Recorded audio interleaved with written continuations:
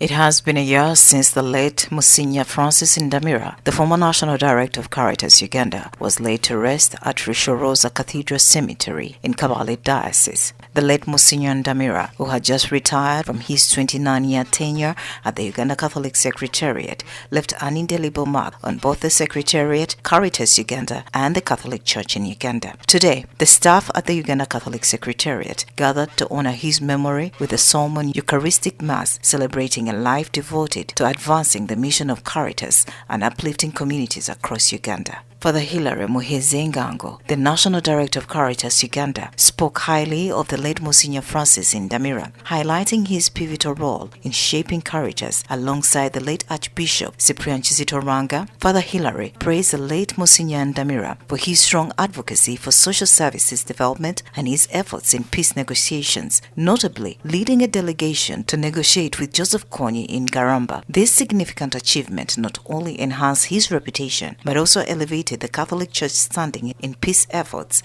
with considerable support from the Archbishop John Baptist Odama and other key figures. Msgr Ndamira was one of those who really segmented Caritas together with Archbishop Cyprian Kizito to go down to the dioceses and to the communities. And he was a very strong proponent of social services development, but also negotiating peace. One thing that is said about him was that he led the delegation that went to negotiate peace with Joseph Kony in Garamba. And that really gave him mileage, but also gave to the Catholic Church mileage that we were able to discuss, to negotiate peace. Of course, with a lot of support from Archbishop Odama, John Baptist, and other people. The late Msgr Francis Ndamira was a dedicated advocate for supporting refugees and promoting economic growth. Particularly, he organized sustainable aid deliveries in Nachivale and Luwero. His commitment to alleviating suffering included collecting essential food, clothing, and other necessities for those in need. Additionally, he was a strong proponent of economic empowerment, playing a crucial role in the early development of Centenary Bank, working alongside bishops and the board members to ensure its success. His visionary leadership extended to founding Uganda Catholic Television and driving efforts to ensure its licensing, leaving a both lasting impact on both humanitarian aid and the media in Uganda. He found the Centenary Bank in its baby steps, and he worked very hard together with the people that were there at that time, the bishops, of course, I believe, and others, and the board members, to make sure that Centenary Bank thrives. And as we spoke with him on a daily basis, he was so proud to know that Centenary Bank now is one of the best banking institutions in Uganda.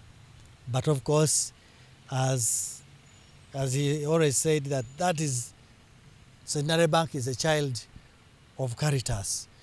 Centenary Bank is a child of the Catholic Church. He's always quoted for having really spearheaded the idea of starting UCTV and also pushing it to even getting licensed.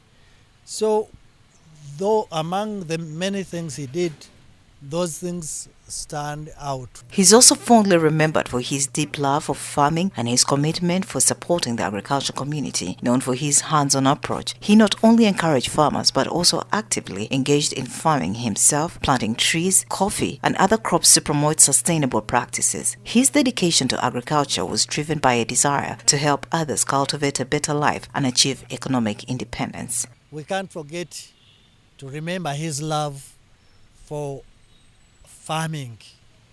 He really liked supporting farmers, but also he himself was a farmer. And as he challenged people to do something for their economic development, he always shared with us how he planted trees.